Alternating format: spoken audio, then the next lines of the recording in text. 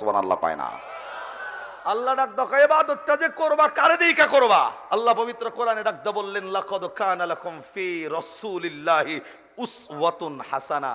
আল্লাহ ডাক দকা এই পৃথিবীর জমিনে আমি আল্লাহ আসমান থেকে একটা আইডল পাঠাইছি, আসমান থেকে একটা নেতা পাঠাইছি, আসমান থেকে একটা মডেল পাঠাইছি। কোনো মানুষ যদি দুনিয়া এবং আখিরাতের ময়দানে কামিয়াবি হতে চায়, ওই আসমানি নেতার আদর্শ ব্যক্তিগত জীবন, পারিবারিক জীবন, সামাজিক জীবন, রাজনৈতিক জীবন, অর্থনৈতিক জীবন, ওই আসমানি নেতার আদর্শ মেনে নিয়ে আমল করবে যারা, আল্লাহ ডাক দকায় দুনিয়া এবং আখিরাতের ময়দানে কামিয়াবি হবে তারা। সুবহানাল্লাহ। পাঁচজনে কইছেন, আর কথা বল না, আবার জোরে কর না কেন?